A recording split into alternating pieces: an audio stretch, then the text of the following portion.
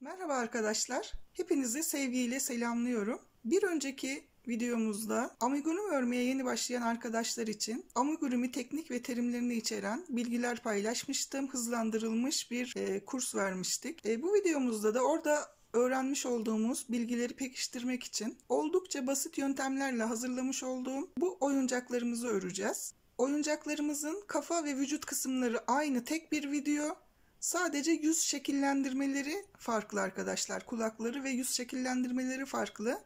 O yüzden tek bir modelde öreceğiz. Hangi oyuncağı örmek istiyorsanız onun yüz şekillendirmesi videosundan oyuncağın kafa şeklini değiştirebileceksiniz. Ben şu anda köpek, kedi ve tavşan yaptım ama kulakları ve bakışlarıyla, gözleriyle oynayarak farklı hayvanlar da yapabilirsiniz. Dediğim gibi çok fazla detaya girmeden oldukça basit bir şekilde vücut kısımlarını tasarlayıp kafa kısmı zaten amigurumi'de çok fazla kullanılan bir yöntem. Çok aşırı detaya girmek istemediğim için oldukça basit bir modelle çalışma yaptım. Umarım sizler de beğenir ve faydalanırsınız. Şimdi ilk önce vücut kısmını ve kafa kısmını öreceğiz. Hangi hayvanı yapmak istiyorsanız daha sonra kafanın yüz şekillendirme videoları ayrı ayrı yayınlanacak. Onlardan faydalanarak hangi hayvanı yapmak istiyorsanız çalışabilirsiniz. Hepinize kolaylıklar diliyorum. Birlikte yaparsak olur diyoruz ve ne yapıyoruz? Başlıyoruz.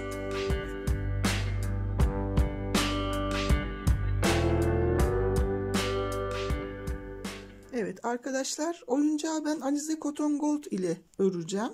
Bu Alize Cotton Gold'un 21 numaralı grisi. Ben bununla öreceğim. Siz renk olarak istediğiniz renge karar verebilirsiniz. Biraz önce göstermiş olduğum oyuncakların hepsi Alize Cotton Gold'un renkleriyle örüldü. Oradan beğendiğiniz başka bir renk varsa onu da tercih edebilirsiniz. Yanart ya da Alara ile başlamak isterseniz 2.5 milimlik tığ ile arzu ettiğiniz renkten başlayabilirsiniz. Ben size şimdi bu renkle göstereceğim. Genelde 2.2 milimlik tığ kullanıyorum ama bu sefer hayvan figürü öreceğim. Daha iri düşsün istiyorum. Bundan dolayı 2.5 milimlik tığımı kullanacağım.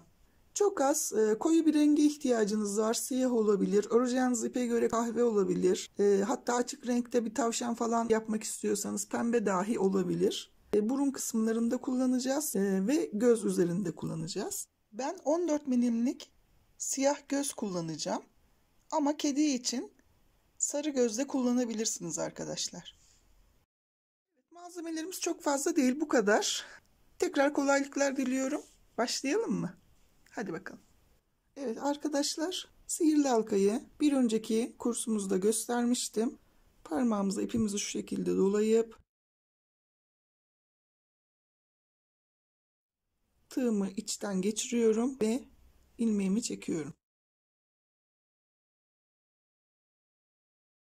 Birleştirdim. 6 tane sık iğne yapacağım.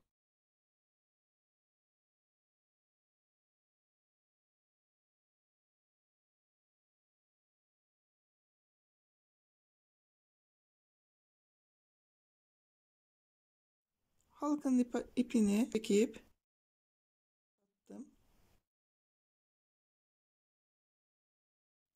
ilk sık iğnenin içerisine ilmeğimi kaydırıyorum. Şu kaydırma sık iğnesini burada çok sıkı yapmayın. Biraz şöyle bollaştırın çekerek tığınızı. Şu boşta kalan sık iğneden her bir sık iğnenin içerisine çift yaparak devam ediyorum. Aynı yere 2 tane sık iğne yapıyoruz. 6 kez. Birinciyi yaptık.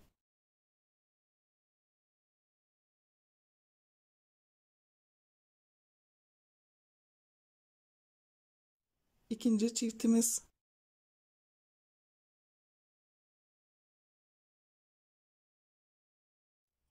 Üçüncü çiftimiz.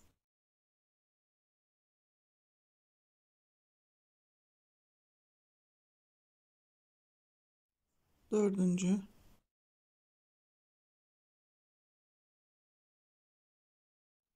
Beşinci.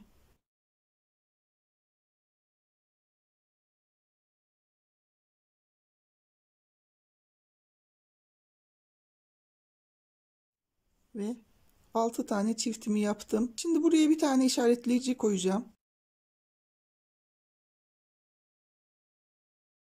Biliyorsunuz bahsetmiştim, ben ip koyuyorum. Burası benim sıra başım. Bir tane tek, bir tane çift yapıyoruz. 6 kez tekrar ediyoruz.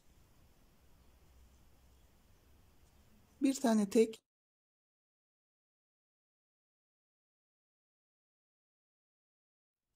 bir tane çift, bir tane tek,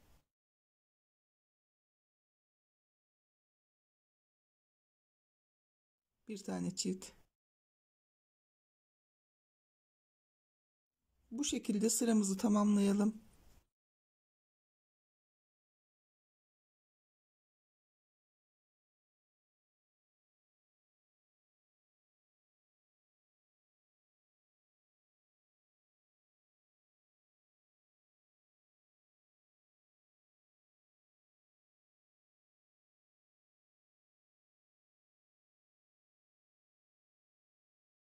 Son çiftimi yapıyorum.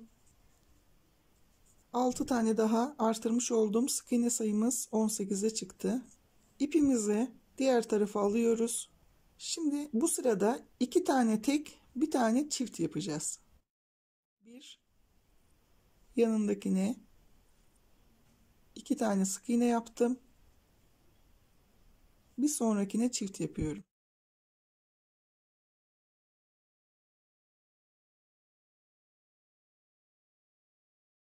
Ve 2 tek, bir çift yaparak sırayı tamamlıyorum.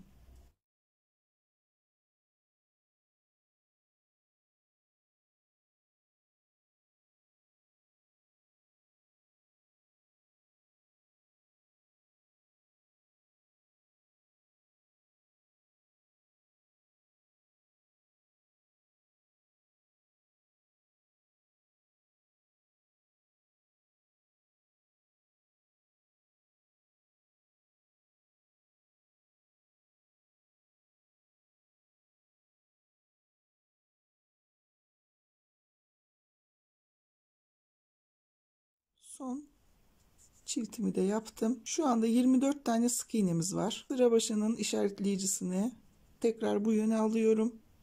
Şimdi düz devam edebiliriz ama teknikleri kullanmak istediğimiz için 24 sık iğnemizi bir sıra bulo yaparak örelim. Bulo neydi? İlmeğin ortasından girip sadece arka lobunu örmek. 24 tane bulo yapacağız.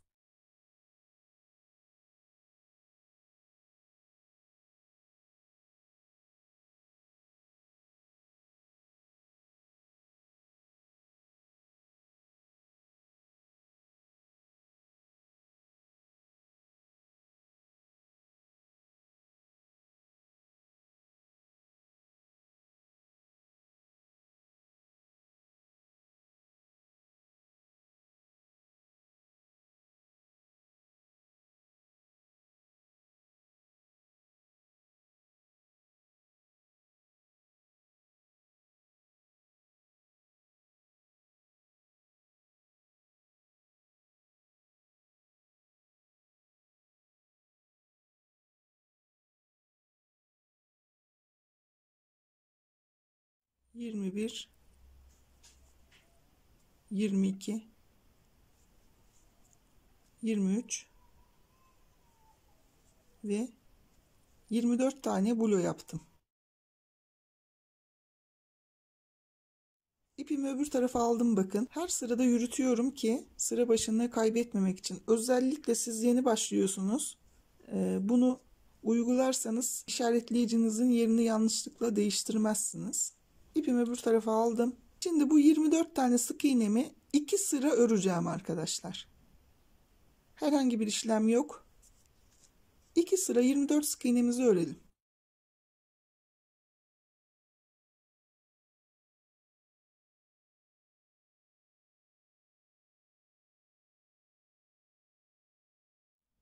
Videoyu çok uzatmamak için 2 sıramı tamamlayıp başlangıç noktasına geleceğim. Şöyle sıramı tamamladım. İpimi şimdi bu tarafa alıyorum. Şimdi 4 tane sık iğne yapalım. 1, 2, 3, 4. Şimdi arka arkaya 4 tane keseceğiz. Azaltacağız. Nasıl yapıyorduk? Alttan girip ilmeğin ön lobunu alıyorduk. Yan sık iğnenin de ilmeğinin ön lobunu alıyorduk. İkisini birlikte örüp sık iğnemizi tamamlıyorduk. Birinci azaltmamı yaptım.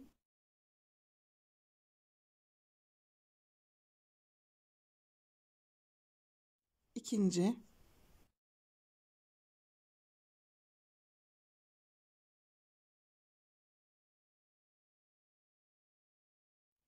üçüncü, dördüncü kez azalttım. Sıra başına kadar 12 tane sık iğnemiz var. 12 tane sık iğnemizi örelim.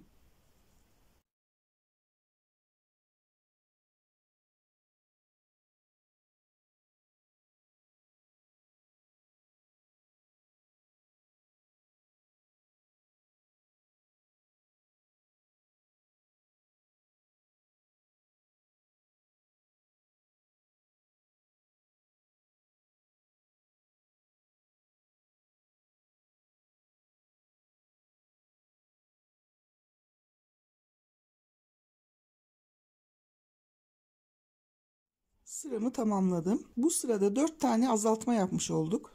Tekrar 4 tane sık iğne örelim. 1, 2, 3, 4. Şimdi 2 tane azaltma yapalım.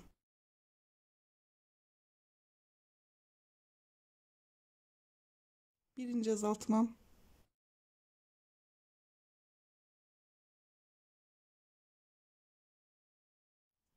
İkinci azaltma. Sıra sonuna kadar 12 tane sık iğnemiz var. Onları örelim.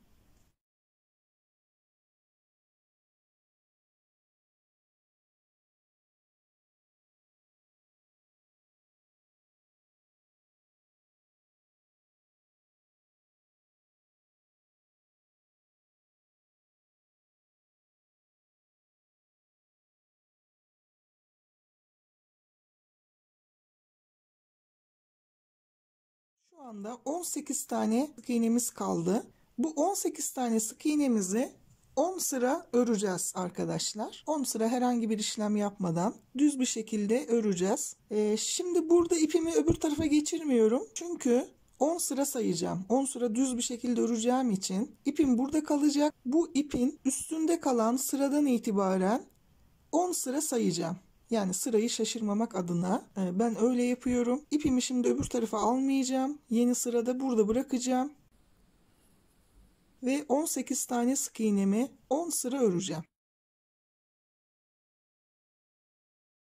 Bu sırayı tamamlayıp bir sıra daha ördükten sonra elyaf koyacağım. Ondan sonra geri kalan sıraları öreceğim.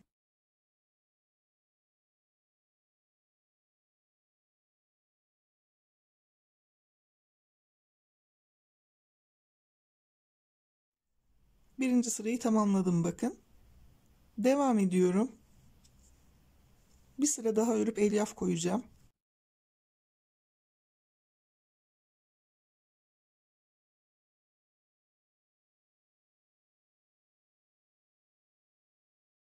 Şimdi 2 sıra ördüm arkadaşlar. Şu burun kısmına elyaf koyup geri kalan sıralarımı öreceğim. Miktar elyafımızı alalım. Söylemiştim ben elyafı da makasımla dolduruyorum. Şöyle elyafları makasımla döverek içeriye yerleştiriyorum arkadaşlar. Burun kısmına doğru biraz iteceğim. Şimdi şu kadar yeterli. Çok aşırı derecede sık iğnelerin aralarını açmadan ince uçlu makasınızla bu şekilde döverek elyaflarınızı yerleştirin. Şimdi bu noktaya kadar elyaf koydum. Şu arka noktaya yukarıdan itebilirim. Şöyle elimle daha sonra düzelteceğim. Kalan sıralarımı örüp tamamlayacağım. Video çok uzun olmasın adına Ben videoyu burada durduracağım arkadaşlar. Sıramı tamamladıktan sonra birlikte devam edeceğiz. Siz de videonuzu bu noktada durdurup sıranızı tamamlayın. Videonuzu açtığınızda ben de zaten sıralarımı tamamlamış olacağım. Birlikte devam edeceğiz.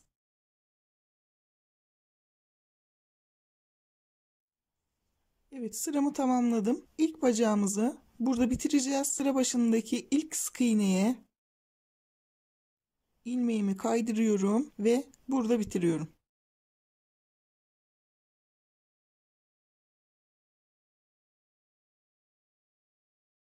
Bacağımız bu kadar. Geri kalan elyaflarımızı da güzelce dolduralım.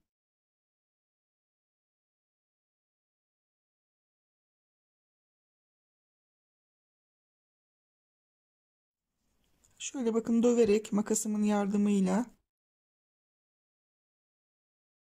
döverek sıkıştırıyorum elyafları. Bacağımızın bir tanesi bu. Şimdi aynı bacaktan bir tane daha örün. Ondan sonra birlikte devam edelim.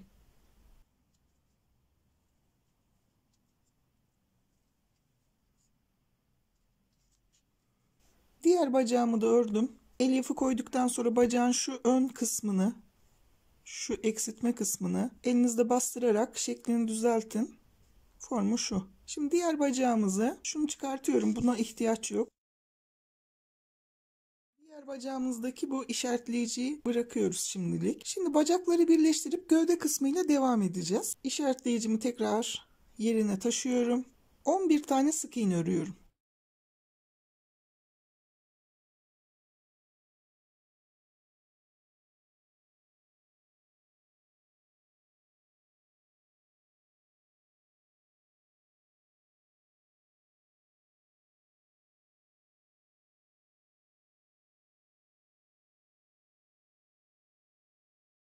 On, 11. 11 tane sık iğne ördüm. Şimdi 3 tane zincir çekiyorum. 1, 2, 3.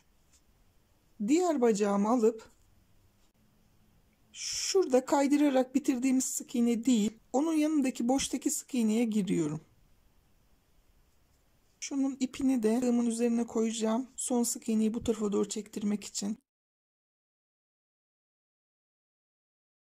Sık iğne yaparak birleştirdim bacağımı. 18 tane sık iğnemiz var biliyorsunuz bacaklarda. Bu birinci sık iğnemiz. 18 tane sık iğnemizi şimdi örelim. Birinciyi ördük.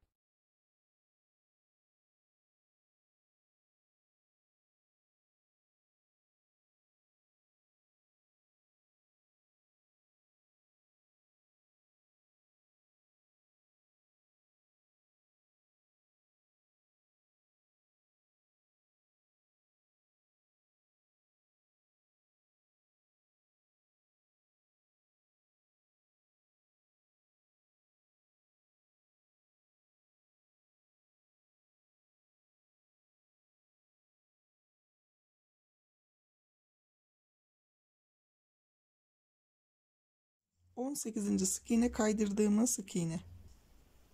3 tane zincirimizin üzerine 3 tane sık iğne yapacağız. Şöyle çevirirseniz rahatlıkla görebilirsiniz.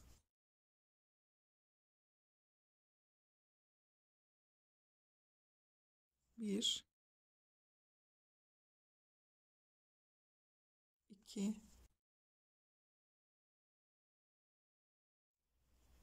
3. Zincirin üzerine 3 tane sık iğne yaptım. Şimdi diğer bacaktan şu boşta kalan, bakın şu sık iğneden, şuradan değil, şu sık iğneden, boşta kalan sık iğneden devam ediyorum.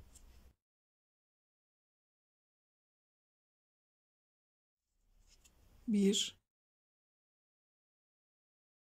iki, üç, dört, beş, altı ve 7 tane sık iğne örüp sıramı tamamladım. İlk birleştirmemizi yaptık. Şimdi bir sıra örüp bu tarafa da, zincirin bu tarafına da sık iğne yapacağız. 11 tane sık iğnemi örüyorum.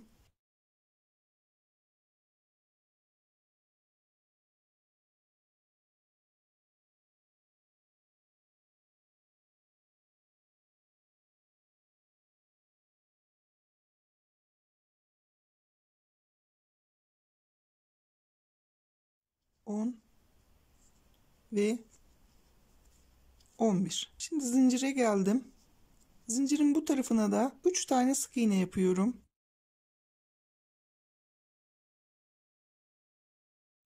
1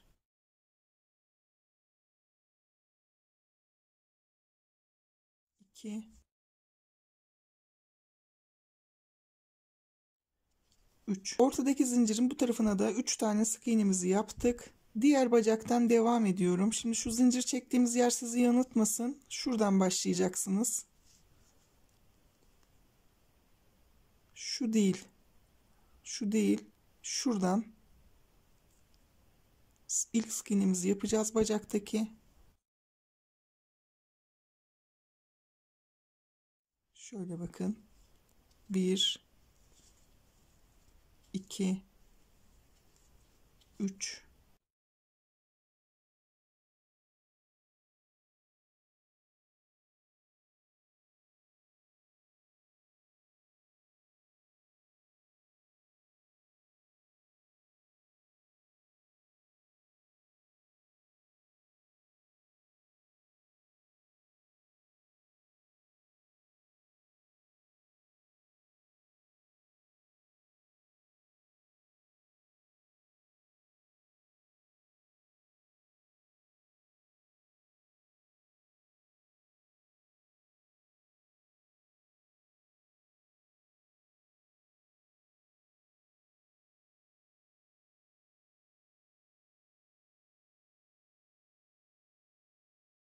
27 ve 28 tane sık iğne örüp sıramı tamamladım arkadaşlar. Ve birleştirmemizi gerçekleştirdik. Şöyle bakın. Şu anda burada toplamda 42 tane sık iğneniz olması gerekiyor. Bir sayın, 42 tane sık iğnemiz olması gerekiyor. Onu kontrol edelim. Şimdi gövde için işaretleyicinin yerini değiştireceğim. Artırmalar tam orta yere gelmesini istemediğim için. Bunun için şöyle yapacağım. 3 tane sık iğne örüyorum. 1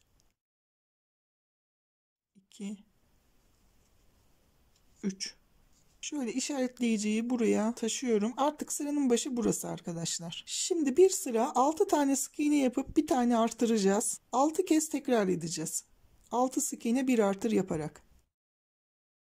1 2 3 4 5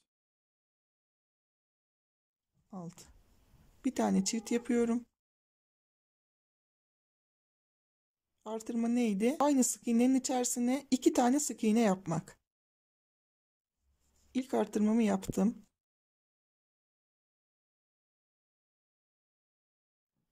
1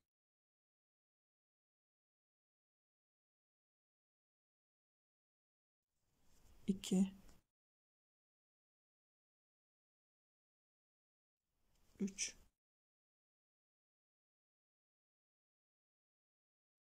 4 5 6. İkinci çiftimi yapıyorum. İkinci kez arttırdım. Devam ediyorum. 1 2 3 4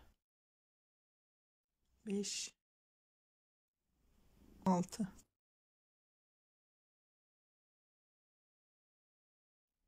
Üçüncü kez çift yaptım. 1 2 3 4 5 6. Tekrar çift yapıyorum. Dördüncü kez çift yaptım. Devam ediyorum. 1 2 3 4 5 6. Beşinci çiftimi yapıyorum.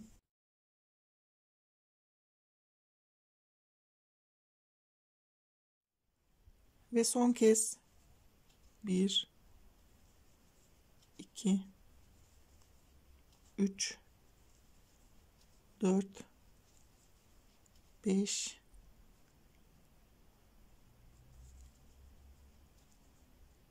6 tane sık iğnemi yaptım. Şu kafamızı karıştırmasın. Bunun biliyorsunuz yerini değiştirdik. Şuradan alayım.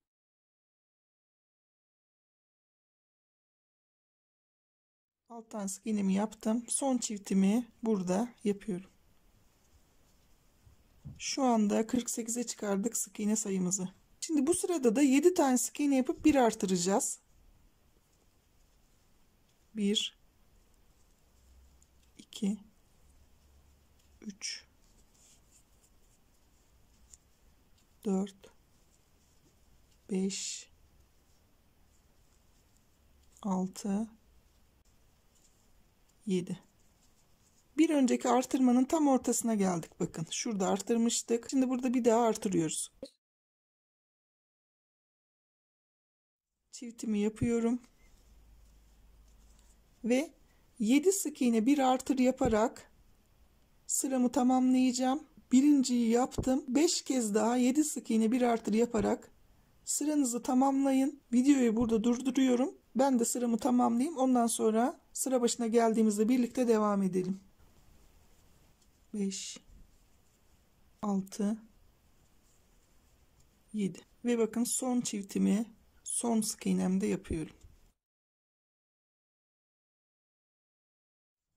6 tane daha artırma yaptık. 54 tane şu anda sık iğnemiz var. Bir sıra daha artıracağız arkadaşlar. 8 tane sık iğne yapıp bir artırıyoruz. 6 kez tekrar ediyoruz. 1 2 3 4 5 6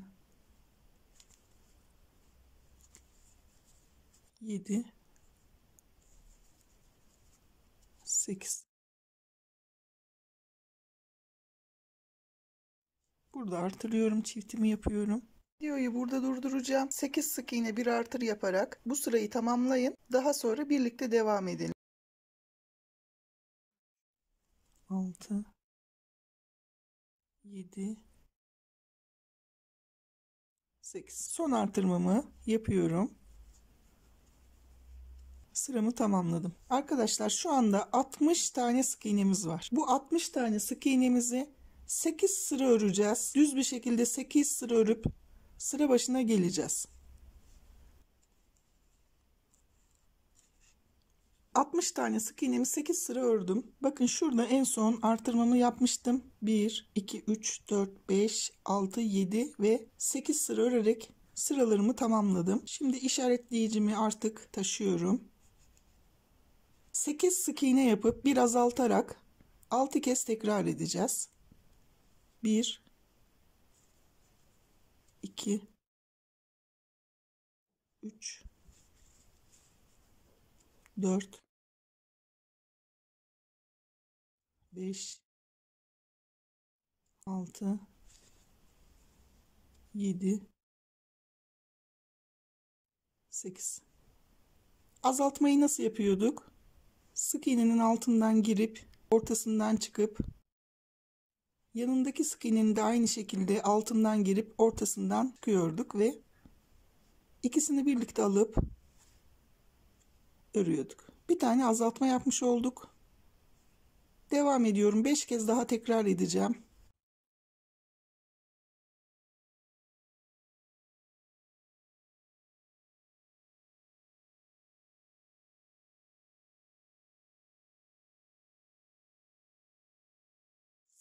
Son kez azaltmamı yapıyorum.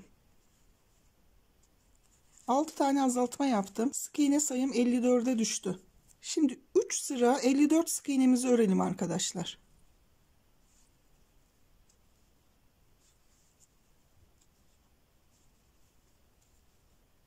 3 sıra örelim. Ondan sonra birlikte sıralarımızı tamamladıktan sonra birlikte devam edelim.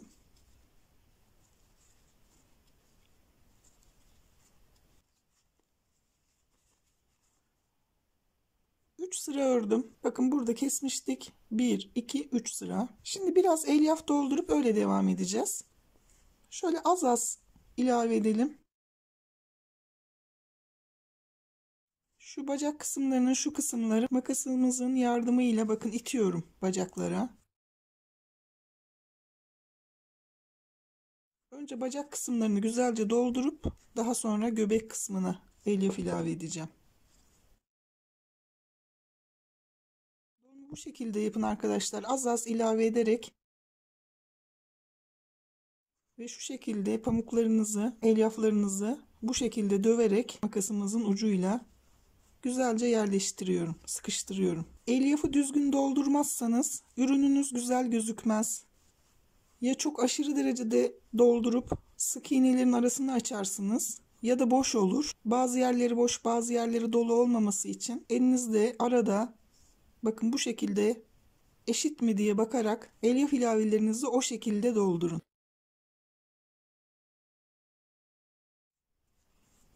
Bak, çevire çevire elyafları yerleştiriyorum.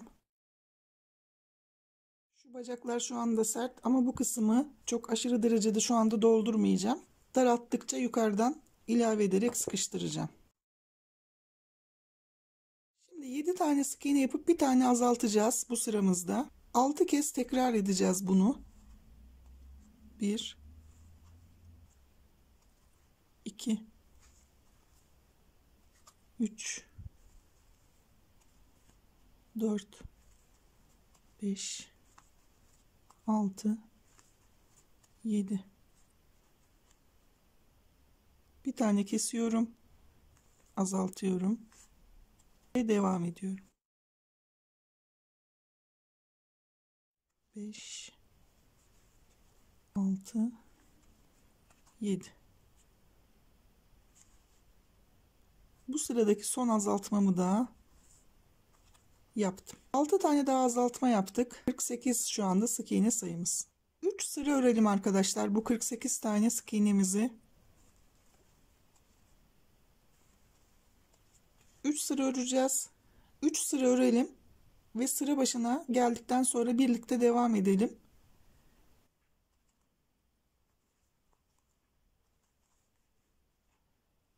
Sıramı tamamladım. Şu kestiğimiz noktadan sonra 1 2 3 sıra ördüm. Şimdi 6 sık iğne yapıp bir azaltacağız. Bir sıra 6 kez tekrar edeceğiz. 1 2 3 4 5 6.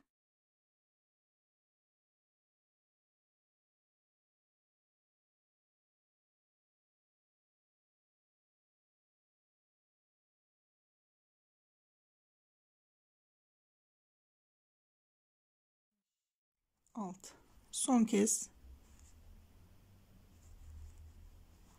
azalttım. Şu anda 42 tane sık iğnemiz var arkadaşlar. 6 tane daha azaltma yaptık. Bu 42 tane sık iğnemizi 2 sıra örüp sıra başına gelelim. Sonra birlikte devam edelim.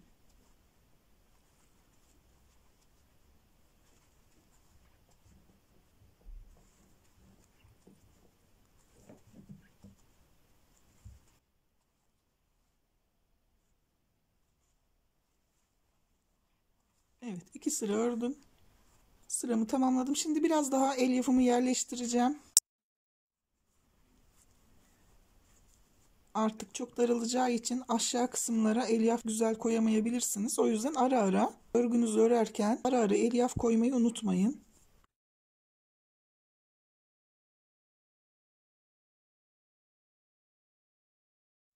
Bakın şu alt kısımlara güzelce itiyorum.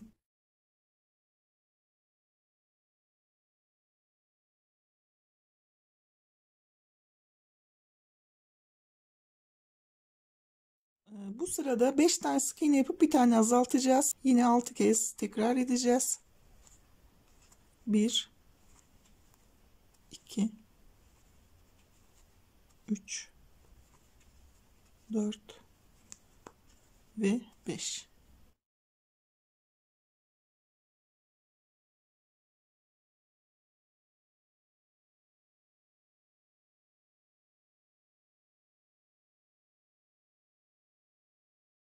4, 5 tane sık iğnemi yapıp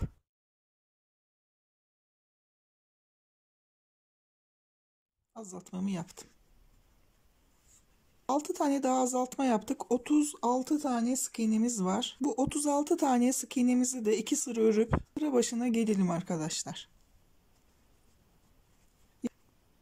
2 tur örelim ve sıra başında tekrar birlikte devam edelim.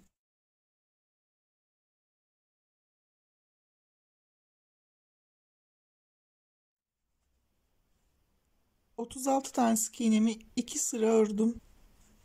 Bu sıramızda 4 tane sık iğne yapıp bir tane azaltacağız ve 6 kez tekrar edeceğiz. 4 sık iğne bir azalt yapalım. 1, 2, 3, 4.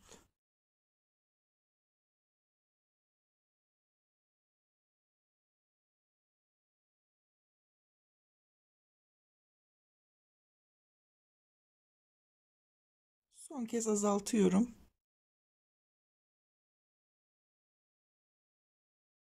Şu anda sık iğne sayımız 30. Şimdi 30 tane sık iğnemizi 3 sıra örelim arkadaşlar.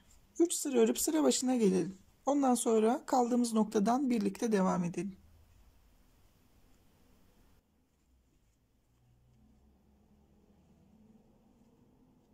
Üç sıra örüp sıramı tamamladım. Şimdi bu noktada gövdemizi bırakalım. Ben genelde ipin şöyle iç kısmından uç alarak başlarım.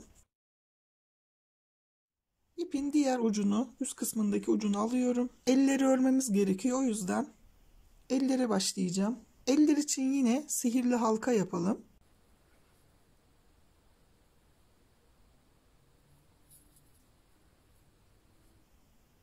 Halkamı birleştirdim. 6 tane sık iğne yapıyorum.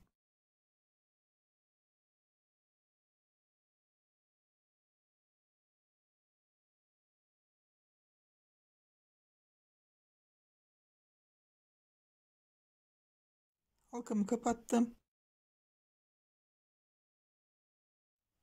İlk sık iğneme ilmeğimi kaydırdım. Ve 6 tane çift yapıyorum. Her bir sık iğnenin içerisine çift girip bir sıra örelim.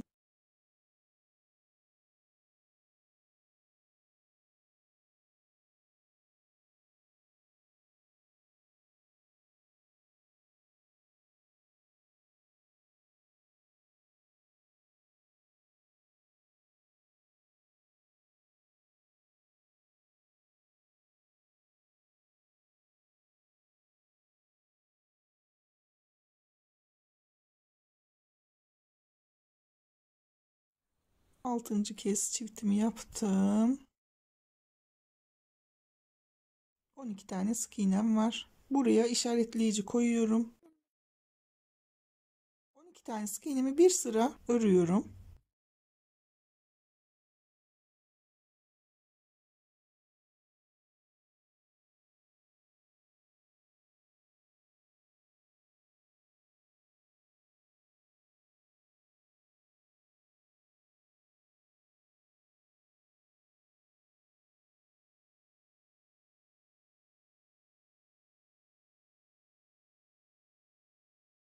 On iki tane sık iğnemi bir sıra ördüm. Şimdi şu orta kısmını şöyle düzeltip dışa doğru aldım. Bir tek bir çift yapacağım bu sırada. Bir tane tek,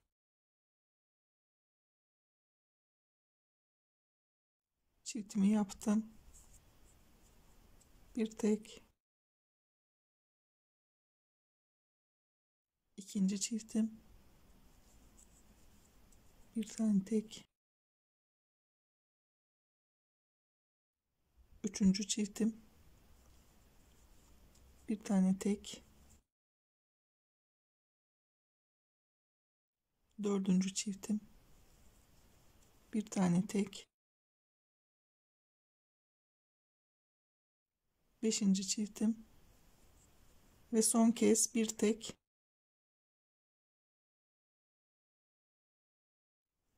bir çift.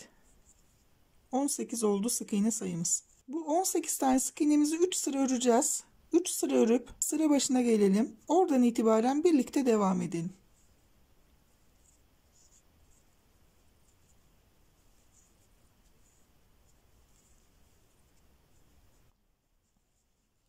...18 sık iğneyi 3 sıra ördüm. 2 tane sık iğne yapıp bir tane azaltacağım ve 4 kez tekrar edeceğim. 1 2 tane sık iğne yaptım. Bir tane azalttım. 1 2 tane sık iğne yaptım. Bir tane azalttım. 1 2 tane sık iğne yaptım. Bir tane azalttım. Üçüncü kez azaltma yapmış oldum. 1 2 tane sık iğne yaptım.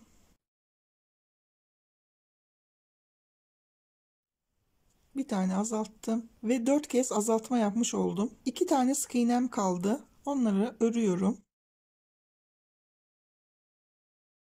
Ve sıramı tamamladım. Şu anda sık iğne sayısını 14'e düşürdük. 14 tane sık iğnemi 2 sıra örüyorum.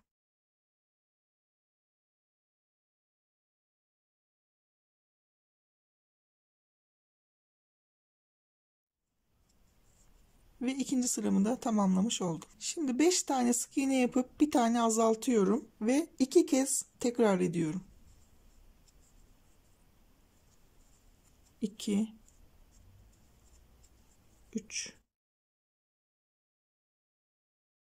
4 5 Bir tane burada kesiyorum.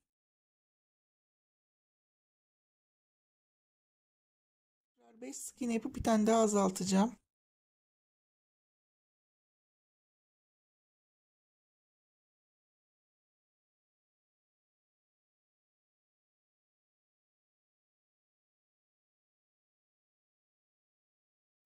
Bir tane daha kestim ve 2 tane azaltma yapmış olduk. Sık iğne sayımız 12.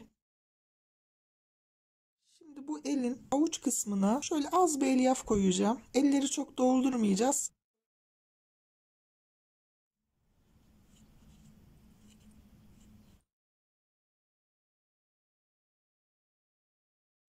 Bakın hafif yumuşak, aşırı taş gibi değil. Basık kalmasın diye koydum. Şu anda 12 tane sık iğnemiz var. 12 tane sık iğnemizi 11 sıra öreceğiz. 11 sıra örelim. Kaldığımız yerden birlikte devam edelim. 11 sıra ördüm arkadaşlar. Şurada azaltmıştık. 1, 2, 3, 4, 5, 6, 7, 8, 9, 10 ve 11. Şimdi çok az bir elyaf koyacağım. Bakın çok az arkadaşlar. Şu kısma zaten koymuştuk.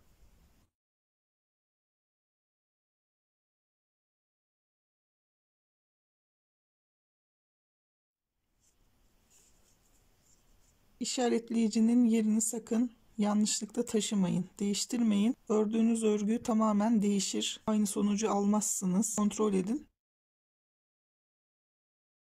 Şimdi 6 tane sık iğne örüyorum.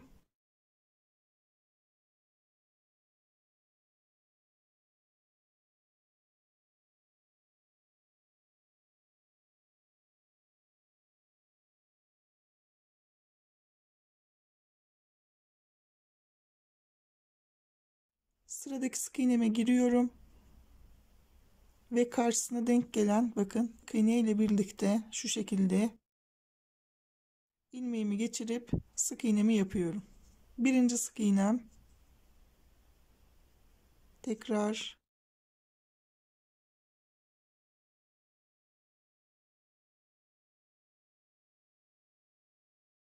ikinci, 3,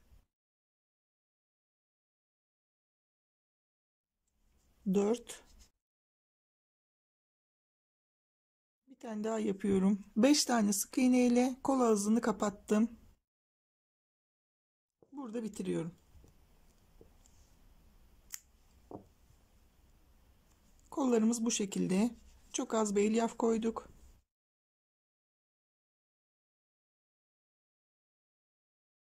Kaldığımız yerden gövdeyle devam edeceğim. Şimdi burada artık kolları takacağım. Kolu arkadaşlar şu yönde, bakın. Şu ördüğümüz yön, yani bitirdiğimiz yön gövde tarafında kalacak. O yüzden şöyle çevirip ilk sık iğneye tığımı geçiriyorum.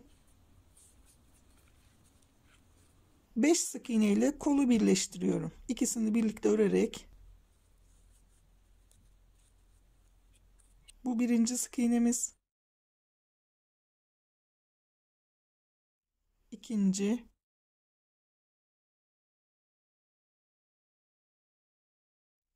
Üç.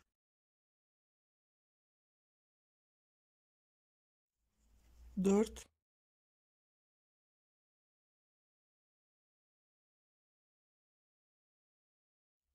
5 tane sık iğne örerek kolu taktım, bakın. 10 tane sık iğne öreceğim. 1 2 3 4 5 6 7 8 9 10.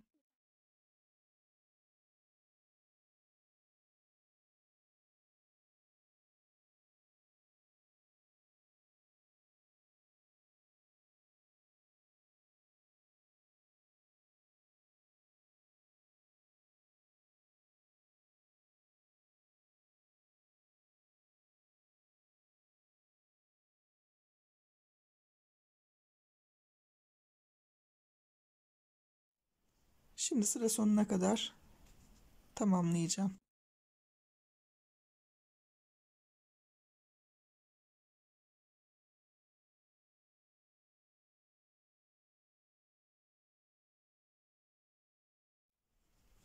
On tane sık iğne ördüm ve tamamladım.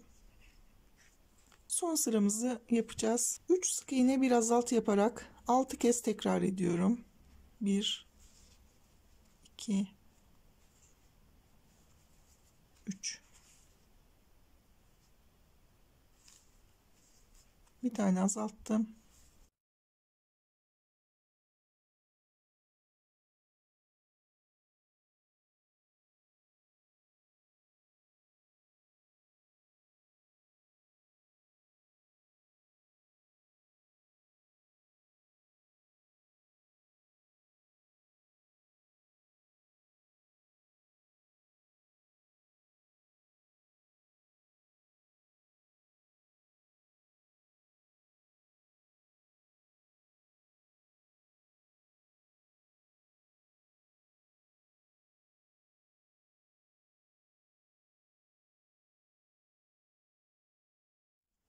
2 3.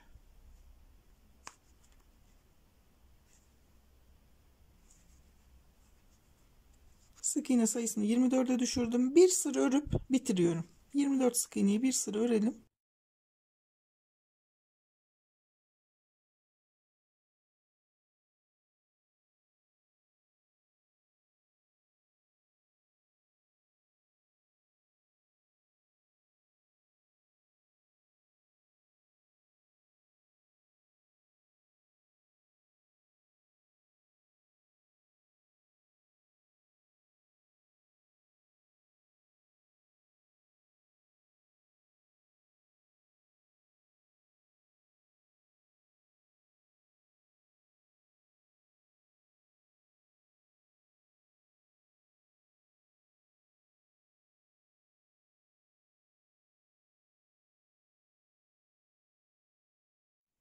İlk sık iğnenin olduğu yere ilmeğimi kaydırıyorum ve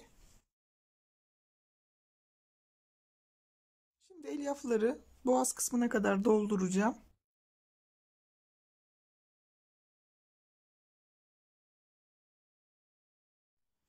Şimdi bu son gövdenin doldurma işlemini yaparken parmağınızla elyafları şöyle yanlara doğru itin arkadaşlar. şu kısımlara doğru diyorum. Boşluk kalmayacak şekilde dolduruyorum. Ve sert. Sert ama yani sık iğneleri patlatmayın. Yeteri kadar elyaf aldığında elyafı çekin. İtmeyin artık.